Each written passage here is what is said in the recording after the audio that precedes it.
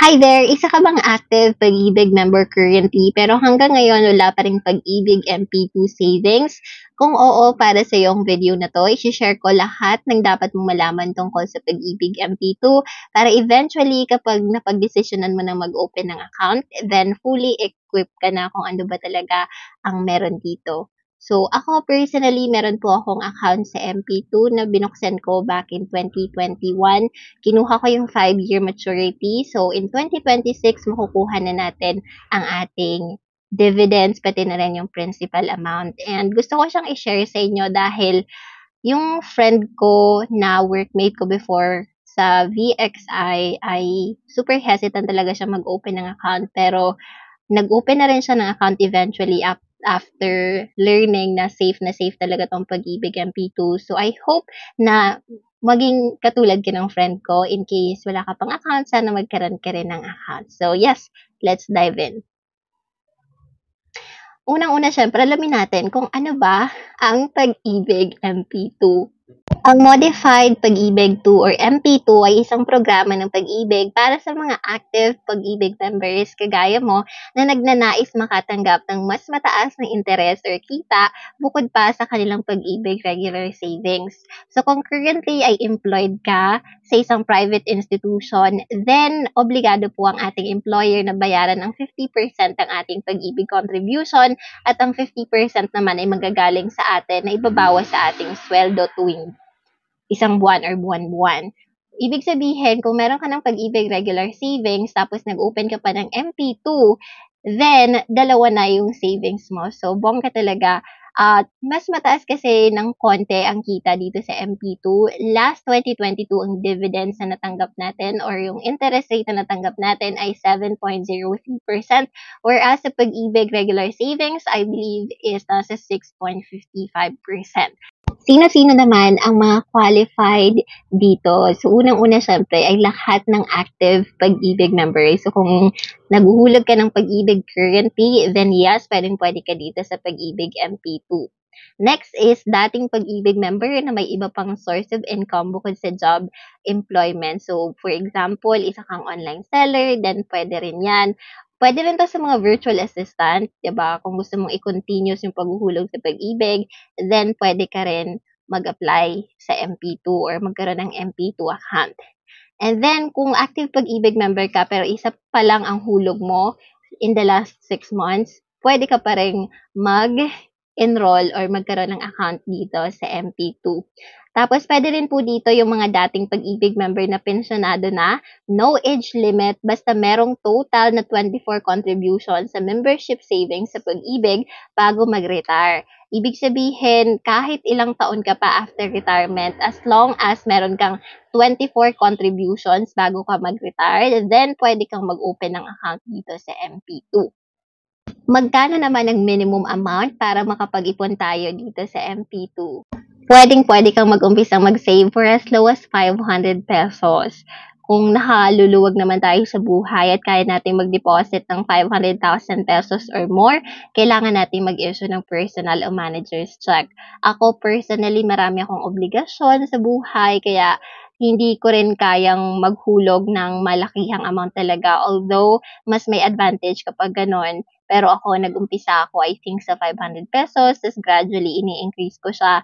And every time na may extra ako, dito ko na lang siya nilalagay din. So, ikaw, depende sa'yo kung maluwag ka sa pera, then pwede kang maghulog dito ng malaki. Pero kung hindi naman, then okay lang din kahit 500 pesos lang. Ngayon, alamin naman natin kung magkano ang makukuhang return sa ating savings. So, kapag naghulog na tayo, syempre, may matatanggap tayong yearly na interest rate or returns doon sa ating hinulog. So, last year po, or last 2022, meron itong returns na 7.03%.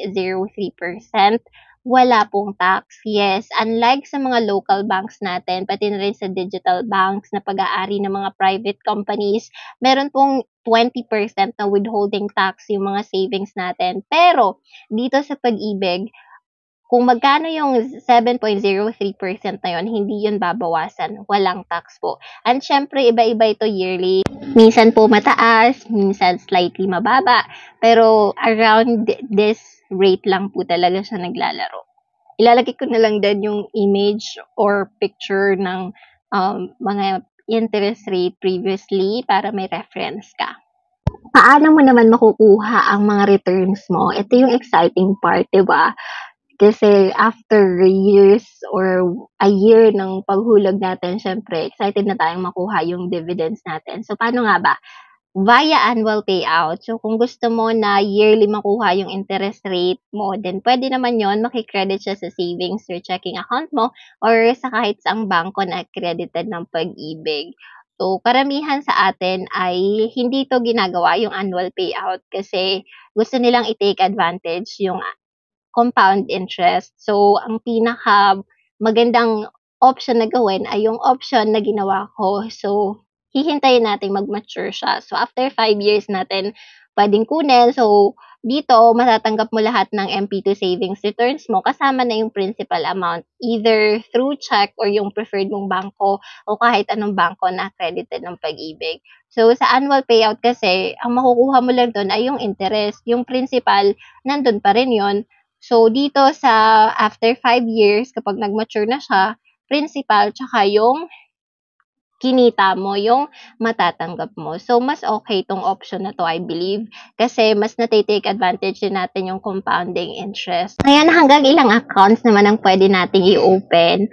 Ako dati, nung nag-open ako sa Pag-ibig MP2 back in 2021, up to 5 accounts lang yung pwede. Pero base sa research ko currently, pwede ka na mag-open ng multiple accounts. Ibig sabihin, more than 5 accounts ang pwede mong i-open dito. So, iba-iba kasi yung goals natin sa buhay. Ang iba sa atin gusto magpagawa ng bahay, gusto bumili ng kotse, mag-umpisa ng negosyo, mag-travel, o kaya naman gusto mag-ipon, like emergency fund nila, etc. So, pwede tayong mag-create ng separate account for each goals natin. So, assuming na interesado ka nga dito sa Pag-ibig MP2 savings account, paano naman mag-open ng ganitong account? So, pwede po tayo mag-open nito online. So, bibisitahin lamang po natin yung website nila, www.pagibigfundservices.com/virtual-pag-ibig. Type lang po natin itong link na to. I-click ang Be a Member tab at sundan ang instructions. Sabihan nyo kung gusto nyo ng step-by-step na guide kung paano mag-open ng account sa Pag-ibig MP2. I'd love to create a video for that if you want. And yes, sana po may natutunan kayo sa video natin today. Kung may comments po kayo, feel free to share that in the comment section. And make sure to subscribe to this channel na rin for videos like this in the future. I'll talk to you next time. Take care and happy saving. Bye now.